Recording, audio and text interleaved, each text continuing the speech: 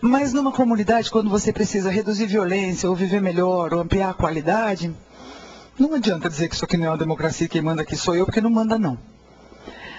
Há forças atuantes, underneath, né, que vestem, que põem o nosso jeito natural, consciente e inconsciente de ser, de nos relacionar, que acontece meio assim, sem palavras. Então nós estudamos isso, estou falando de 92, 93, 95, já pela Quantum Leap. O Grinder, visionário, criador da programação neurolinguística, já extremamente ligado à física quântica, da qual eu vou falar um pouquinho hoje. Vocês estão numa área de gestão, vocês têm que saber o que é física quântica, ainda que de uma maneira conceitual básica, a gente sabe o que é o que é isto e como isso está influenciando a maneira de pensar e de fazer ciência, né?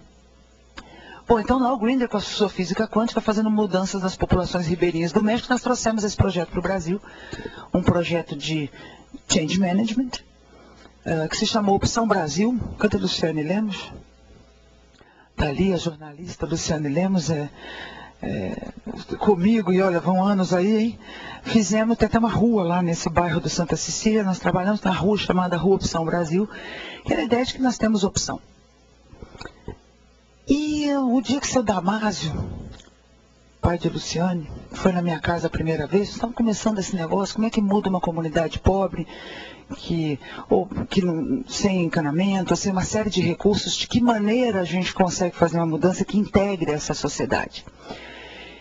Então, esse é o seu Damásio, sentado à beira do belo jardim da casa arborizada, falando de que nós não temos nada para começar isso.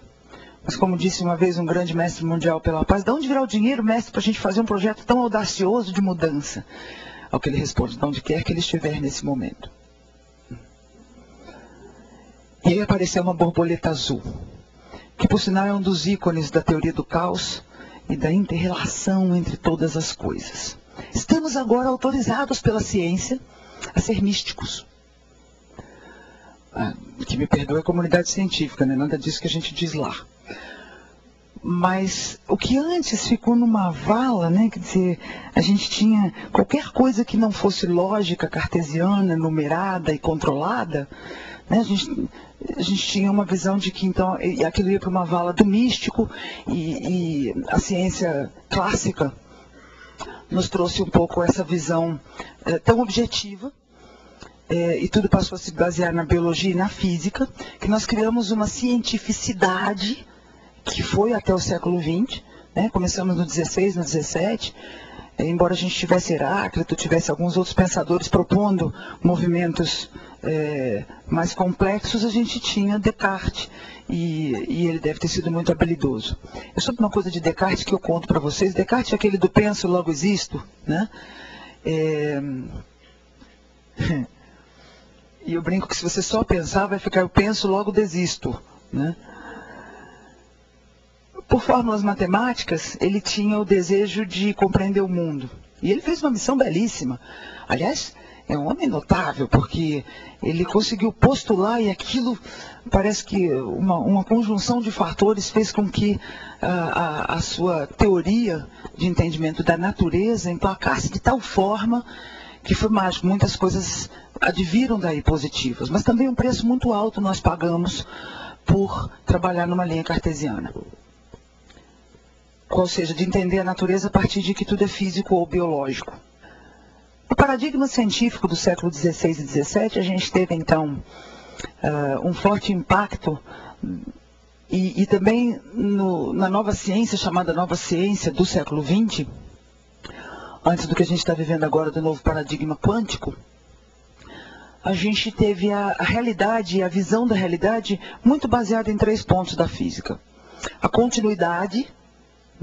Então se entendia que você não pode chegar de um ponto ao outro sem passar por todos os pontos intermediários, verdade? A causalidade, noção de nexo, causa e efeito, que toda causa tem um efeito que está próximo dela e todo efeito tem uma causa que vem próxima dela também.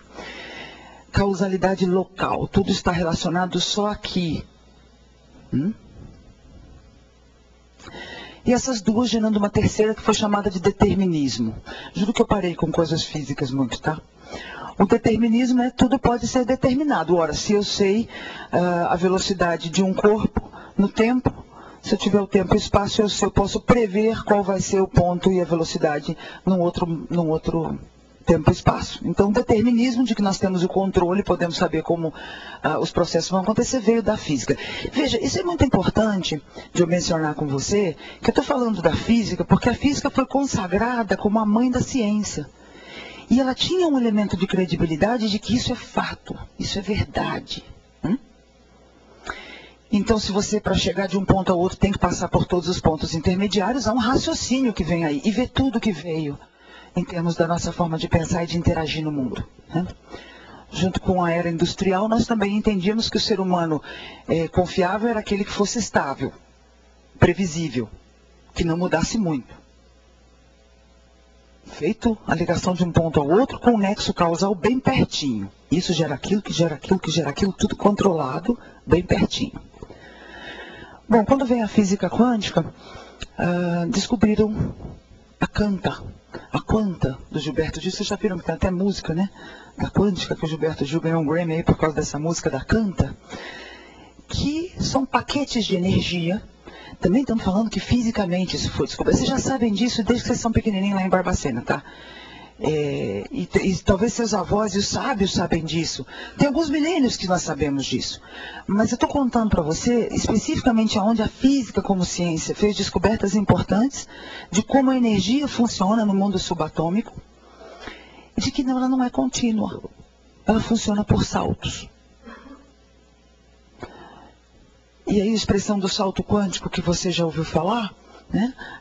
O quanto a menor partícula de luz e energia, aquele paquete de energia pequenininho, que se movimenta e não se movimenta de uma forma linear. Então se desmontaram aqueles 3 princípios da física clássica, onde a racionalidade, a ciência, a biologia tinha um peso muito grande e onde nós ficávamos muito restritos ao que era visível e controlável. Vem então, o sujeito na ciência era um objeto. Nós éramos objeto de um cenário montado.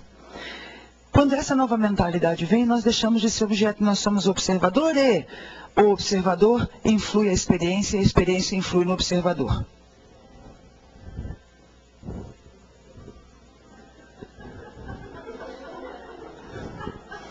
É uma coisa zen, assim, o telefone da pessoa, entende?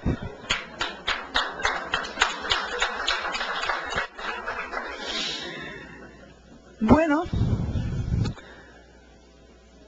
eu vou falar mais um pouquinho desse novo paradigma quântico daqui a pouco, para a gente ficar aberto a entender o que isso impacta nas nossas relações.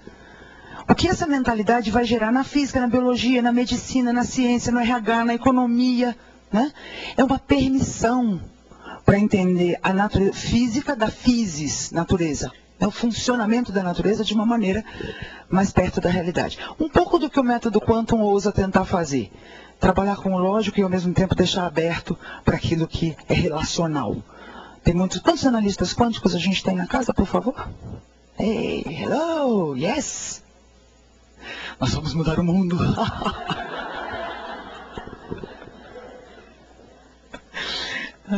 That's fun. Bom, podemos.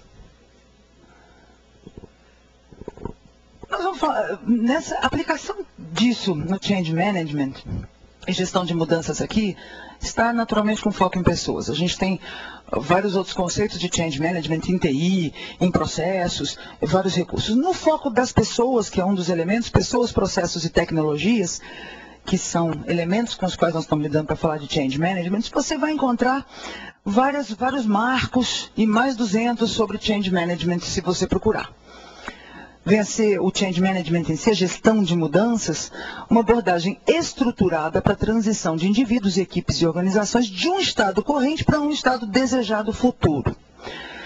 O Lewin foi um dos caras que trabalhou muito nisso, de uma maneira bastante cartesiana, bastante de causalidade local. Então ele chama lá do Unfreezing Mindset Refreezing. Então,